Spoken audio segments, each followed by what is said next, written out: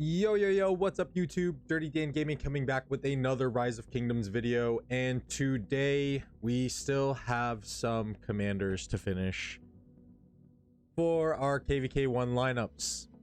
So there are two more legendaries that I just slipped my mind. One of them's a little, I think I can give myself a pass because he's not the greatest. And in terms of Season of Conquest longevity, you don't see this commander really ever. So I apologize for some misinformation, but we are going to finish off these two legendary commanders. I'm going to do one in this video. I'll do another quick video because the last legendary commander is pretty solid. Then I will most likely do a little rundown on epic commanders in terms of what order to do them in, maybe talk about civilizations a little bit as well, and then we will wrap up our KVK season 1 kind of timeline with a commander pairings guide for KVK 1. So to get started on our second to last commander, we will switch over. And is this commander going to be worthy of investment for Season of Conquest? Which is none other than Mr. Hannibal Barca. I totally forgot about this commander. Again, I apologize. As you can see here, I didn't even invest in him. So that might be a little bit of a telling sign of where this video is going. You might not have to go much longer than this. Unless you enjoy the content, then stick around. Don't forget to hit that like button. And if you enjoy the content we've been putting out, consider subscribing. All of that is totally free. So I will go into a little depth and talk about Hannibal Barca and his skill set, and then an ultimate determination on if he is worth the investment. So the way that you unlock Hannibal Barca is going to be through your VIP chests. I do apologize off the top of my head. I don't remember what the first one was, but I think it's like $20. If not, then maybe $50. Either way, you're looking at a whopping $300 plus to max this commander. So is that $300 worth it?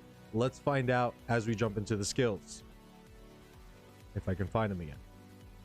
On the bottom of my list. There we go. So first skill I actually do like. So War Elephants is going to deal direct damage to the target, direct damage factor of 400. I don't like that part. However, it does reduce their damage by up to 25% and their defense by up to 25%. For 5 seconds. That is pretty solid. The damage factor, meh, but that damage reduction is pretty nice. If we go up and compare it to Richard, I think he's giving 30%. So it's only 5% off from what Richard is giving you in terms of a damage reduction, and it's gonna last twice as long. So I like that part about the skill a lot. I also really like the defense reduction, as I stated in my last video going over some Mightiest Governor commanders that you should not invest in, and I'll leave a card up on the top so you guys can check that out. Unlike those in that video with those commanders, I did mention a little bit of defense and how defense is kind of a meta stat right now in terms of what players are looking for.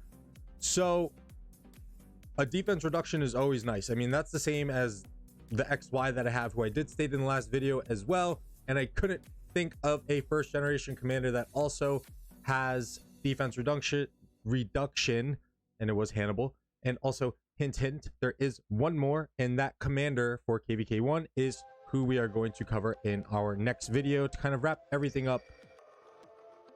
But let's move on with the skills. Second skill is going to be envelopment tactics, which is when troops led by this commander consist of 2 different unit types, all damage is increased by 5%. When the troops consist of 3 or more different unit types, all damage is increased by 10%. So a skill that ages a little well. I mean, we still have Trajan, who is an open field meta commander who does require you to have additional unit types, and I believe he's giving you a damage bonus. Let's find oh, I don't even have Trajan unlocked. Small whale problems, guys, sorry. So over here, when troops led by this commander consist of 3 or more different units, they will deal additional direct damage to the current target when Trajan's active skill is used, up to 300, and increase the damage dealt to the target by 20%. So this would pair well with a Trajan because he is asking for the same thing, and I mean, why not get 2 skills for the price of 1 condition? So that skill kind of ages a little well, although the bonus damage is a little meh. Second skill is going to be Siege. When attacking cities, each normal attack has a 10% chance to heal a portion of slightly wounded units up to 1000. This skill really isn't all that bad either. 1000 healing factor is pretty nice. And just like we stated in our last video about MGE commanders that you should not invest in, there is a commander who has a very similar stipulation here of when attacking cities. So when you see this phrase, when attacking cities, means in a rally situation, but also when you are in a swarm situation with just a single troop march or a single march, because you're technically attacking a city. So that one's not that bad either. Going on to his last skill, Expedition. Troops led by this commander gain 10% increased troop capacity. Additionally, when Hannibal is in battle outside of Alliance territory, using a skill increases all damage dealt by 15% for 3 seconds. Pretty nice skill as well. And then his expertise is just simply giving you some AoE, and I believe that's it, and a little bit extra damage to those AoE targets that he's hitting. I mean, very much like the commanders that we talked about in our last video, I mean, there's a lot of good things that are going for Hannibal. Like, a lot of these things kind of, you know, they're usable aspects to any commander.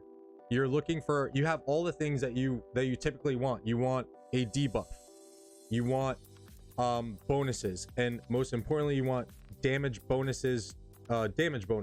Anything straight up damage bonus is something that you should chase. This is conditional when attacking a city, but again, you will get it over here when you're outside of Alliance territory. The only thing that's not really too great about this last skill is that using a skill increases all damage dealt by 15%.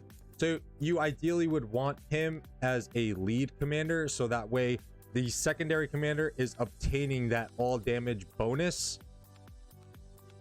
So the conditions are a little tough for me, but again, I still think it's a pretty nice skill and kind of something that we've seen in later generation commanders. Remember, Lilith simply just takes aspects of these, you know, first generation, second generation commander skills and just kind of tweak them and buff them up a little bit, which is why we kind of tend to see the older generation commanders being a little bit better, hence of why we are doing these guides, because we want to prepare you guys for Season of Conquest commanders. However, albeit you don't need to invest universal sculptures into Hannibal, he's simply a monetary investment, and I guess stars too.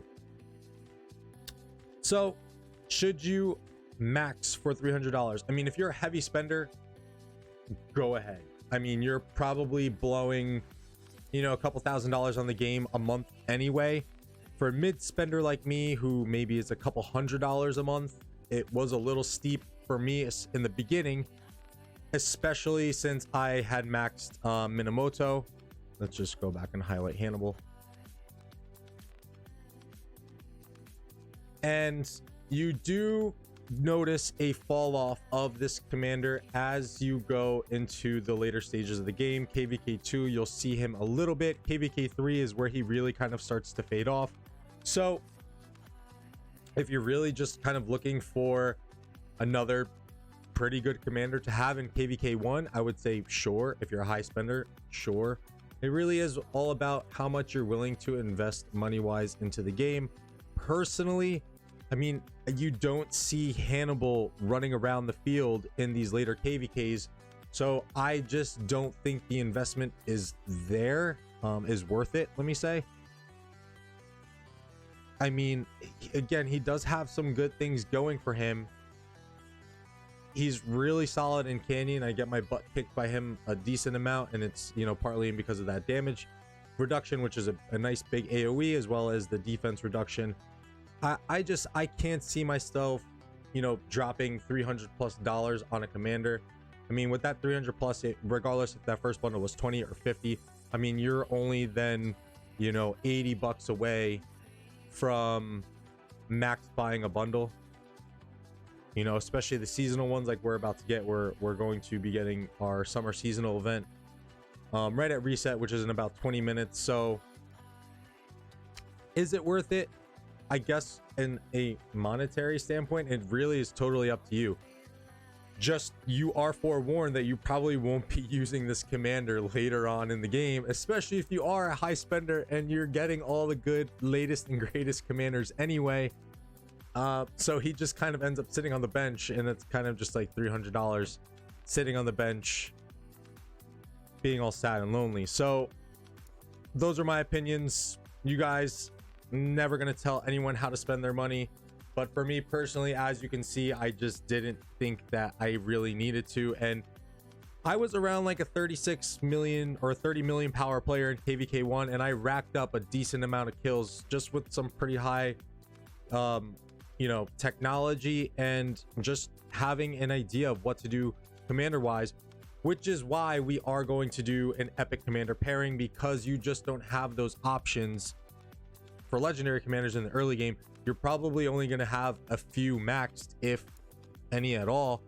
So we will be doing an epic pairing commander guide for kvk1, or an epic commander guide, and then we'll kind of do a whole kvk1 pairing. So yeah, those are my thoughts. Hannibal Barca, you big whales, do what you want. I mean, everyone do what you want. I mean, it's a pure pay to win commander like Minamoto. You can probably find places to plug him in on your lineup. Again, the defense reduction is pretty nice, as well as the damage reduction. So there's some utility there. You know, if you don't have any other options, then yeah, absolutely go ahead and run Hannibal. I would just hide him. Don't worry about this third skill because it is super conditional. You will miss out on the extra 15% damage bonus on a skill. However, I would purely just use him for these 2 debuffs that he's giving to your enemy targets. So you're forewarned. He will sit on the bench, and he's not that bad. So a little bit of an awkward closing here, but we're gonna wrap it up. Once again, thank you all for all the support. I highly appreciate it. We should have kvk coming very soon. We had to skip our registration because we didn't have enough kingdoms registering for Strife for the 8. So we're going to hope and keep our fingers crossed for another one very soon, so that way we can get some fighting content out to you guys. And with that, I'm going to peace out. Dirty Dan Gaming, I'm out. Love y'all. Oh, and again, if you like the video, drop a like, consider subscribing. It's all free to the channel. And peace.